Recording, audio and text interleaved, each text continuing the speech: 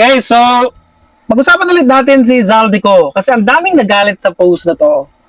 Ewan mo bakit, kasi sinabi natin it's been confirmed. It's confirmed that Zaldico's admin or whoever is posting sa kanyang X accounts or social media accounts, including Facebook, ay nandito sa Pinas. Okay, sinabi natin yan. Tapos ang daming mga nagalit, ang daming mga trolls. Alam natin, kasi nga, nung una, nagpo-post tayo kay Zaldico, yung hindi pa magkaaway si Zaldico at ang PBBM admin, inatake na itong account natin, yung The Daily Netizen especially, ng mga bots, yung mga paid trolls at mga bots. Iba naman dito, may mga totoong tao, nakita natin, at nagre-reply tayo kagaya ng mga to. Itong si Frederick Dabao del Mundo, pinaglaban mo pa talaga ang katangahan mo, no? Sabi nila. Pero pag kinukompronta mo sila, wala silang alam, wala silang masabi. Mga typical DD shit, 'di ba? Ito rin si Paul Henry Pamplona na napakayabang pero wala namang alam.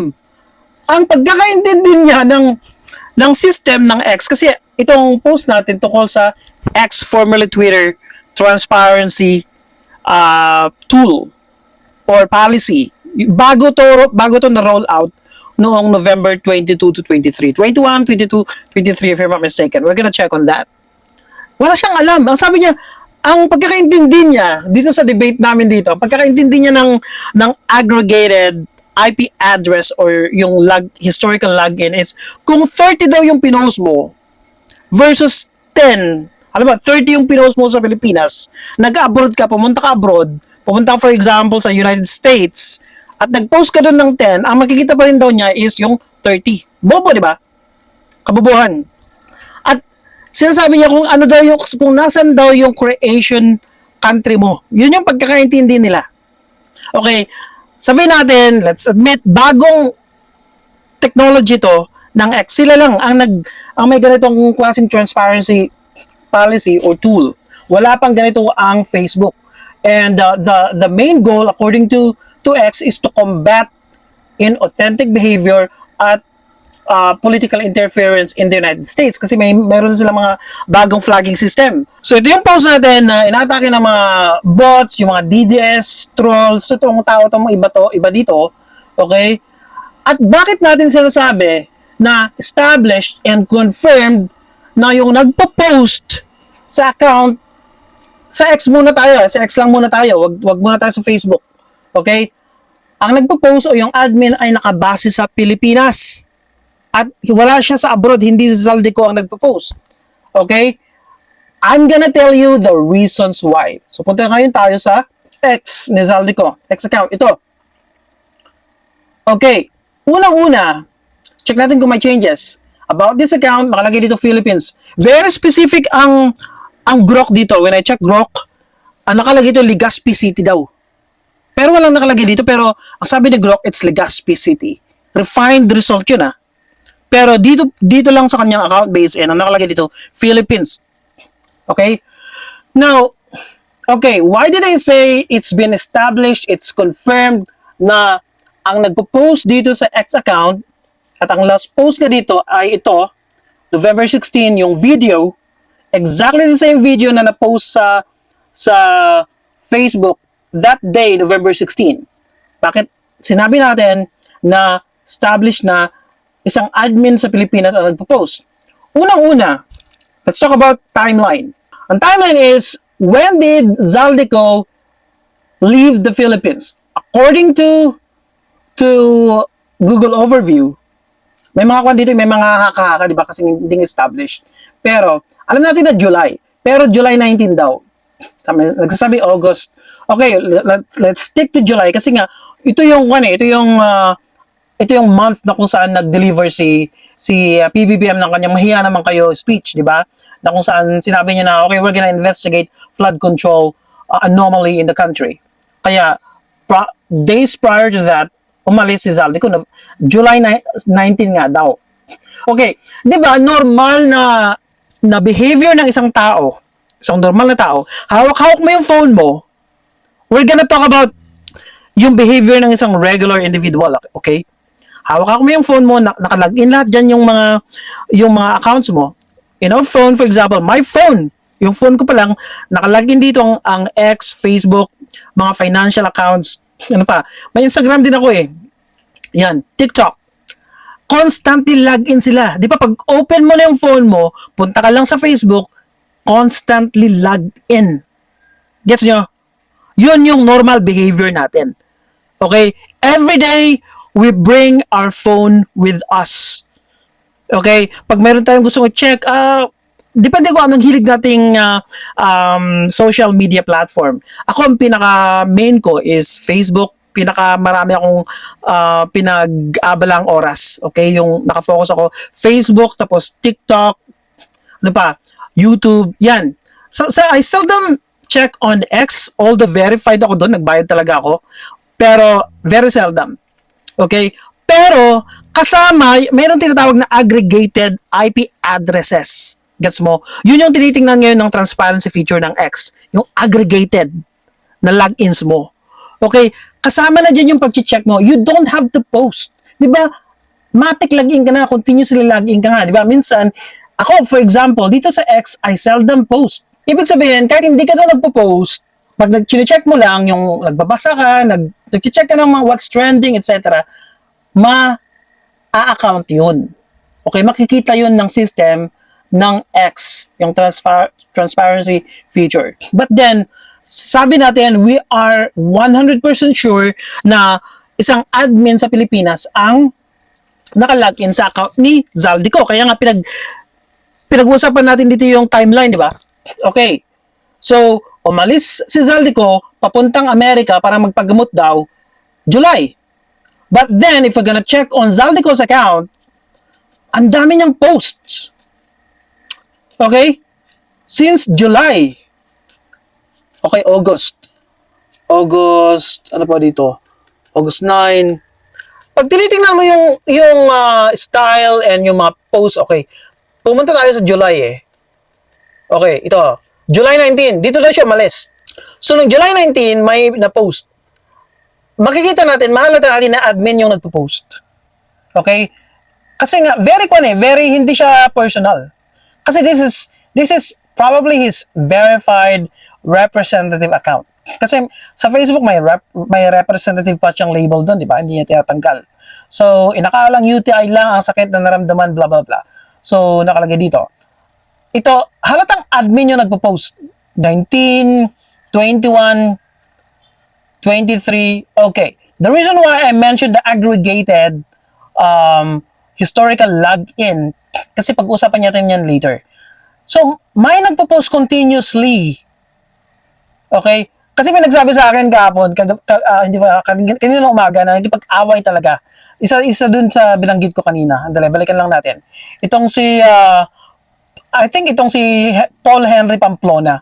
Sabi niya, pag 30 daw yung pinost versus 10, may ganun siya pinagsasabi. Bobo nga, di ba? Napaka-bobo nga yung walang yang to eh. Pag 30 versus 10 daw, pag 30 yung pinost mo sa Pilipinas, pumunta ka sa Amerika, yun yung sinasabi niya, 10 yung pinost mo. Ibig sabihin yung 30 pa rin yung nadidetect doon ng system. Pero, pinag-uusapan na nga natin dito, may continuous posting siya. Nung nasa Amerika na. Okay? 24, nasa Amerika, July 24, nasa Amerika na to. And then, umalis siya papuntang Europe. Ang dami, hindi lang 32, sir. Kung sino ka mang galunggong kang PI ka. Diba, na bobo. Lang ya. So, August 11, pinapakita ko sa inyo may continuous activity sa X account ni Zaldico ever since umalis siya sa Pilipinas. August, ang dami, super dami, more than, basta marami. And this is enough to establish a pattern. Plus, ito yung pinaka-importante. Yung bagong feature ito ng X, walang nakakalam to. It's secret. Kumbaga nabulagan na lang ang buong mundo. So, hindi ito pinaghandaan ni Zaldico para mamask yung kanyang activity. Na, kailangan gumamit na tayo ng VPN. Walang nakakaalam. Ito, si Nikita Buyer, in-announce niya to November 22 or 23. Sabi niya dito, in a couple of hours, we'll be rolling out about this account globally. Kailan ba to? Nung 23 sa Amerika, 22 sa Pilipinas. Di ba? So yun. Yun yung announcement. Walang paabiso, walang warning ang X para alam nyo mga inayo pa kayo, mga DD shot kayo. 'Di ba? So ibig sabihin si Zaldico at yung mga mayayaman hindi sila nabigyan ng abiso. They were not warned to ready and prepare for this. Buti pa si Harry Roque, alam niya kasi magtatago na talaga siya, nag-VPN kaagad siya. Okay? So pag-uusapan din natin 'yan, si Harry Roque nag-VPN. Okay? Kasi baka naman VPN yung gamit ni Zaldico. Hindi. Kasi nga pag VPN yung gamit mo, lalabas na VPN talaga. Gets nyo? Dito talagang refined result is Legazpi City.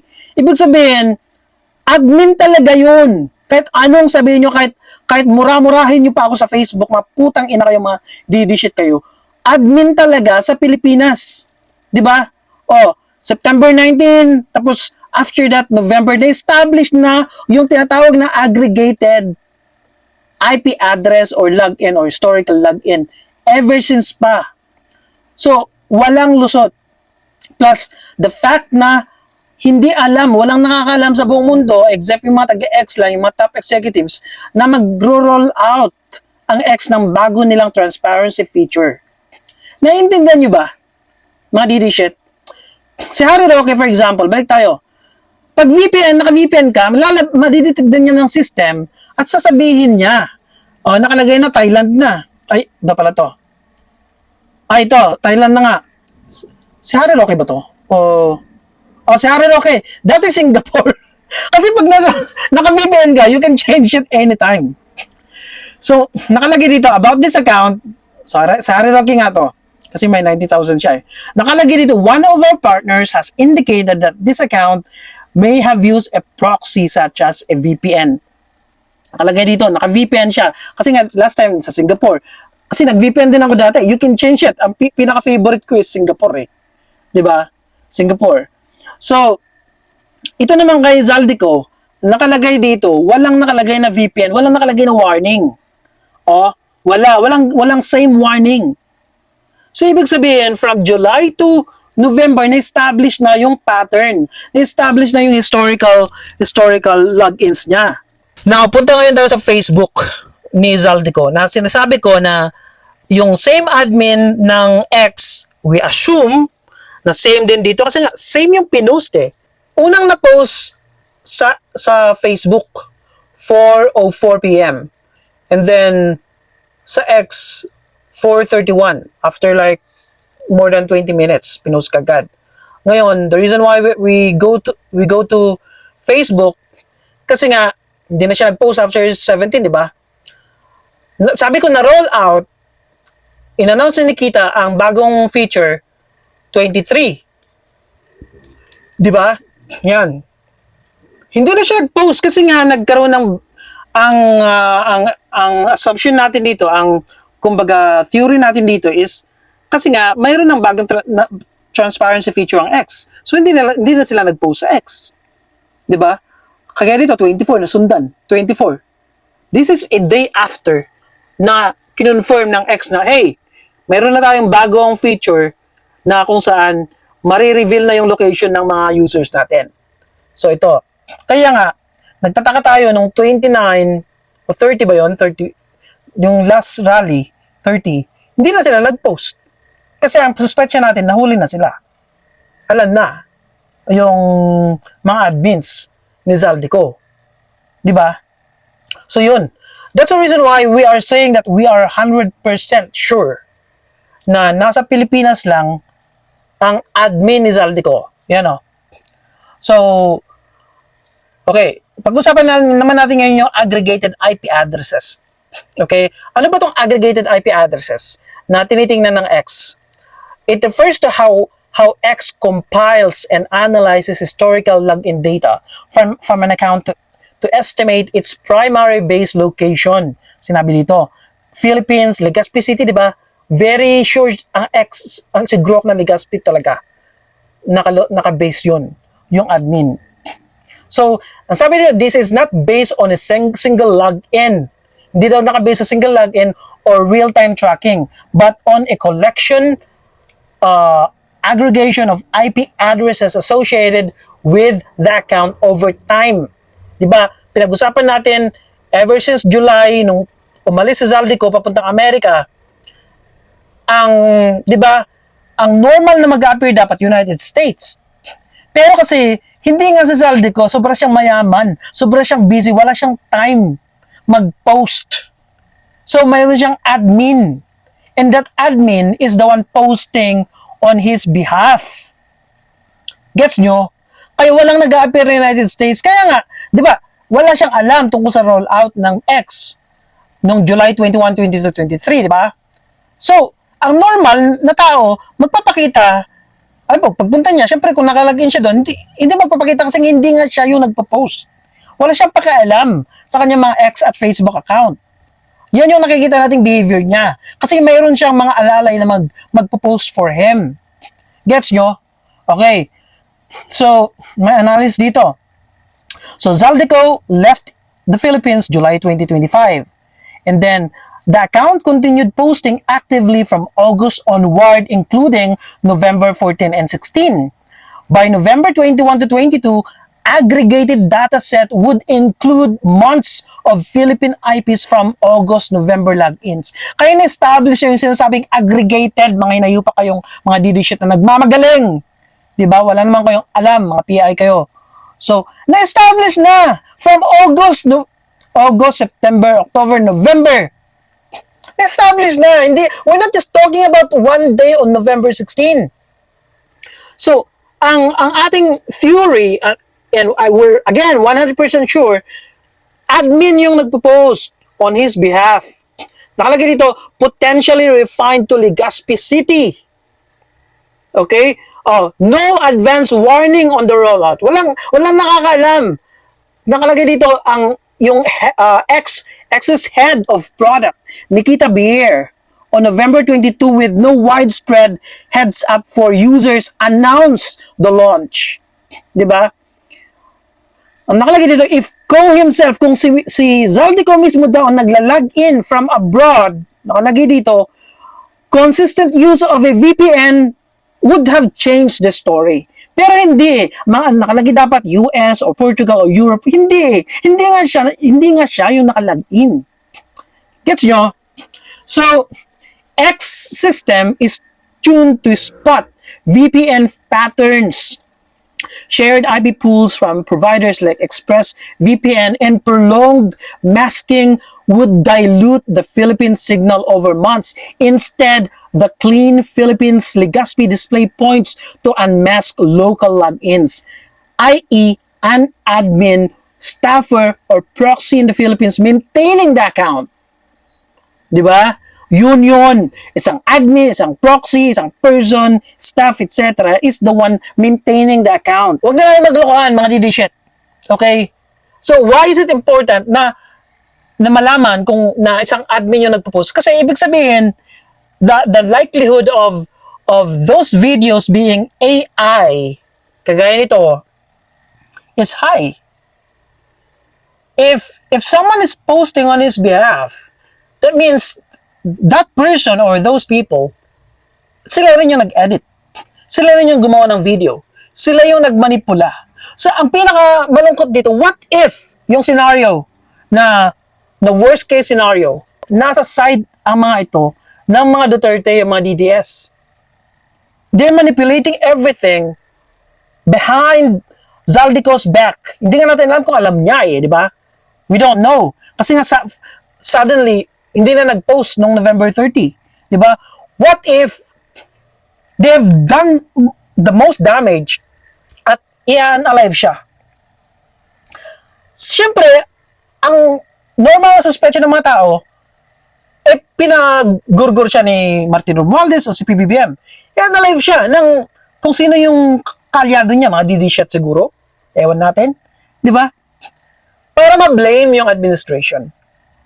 Yun yung nakakatakot na scenario. Yun lang, and have a good day.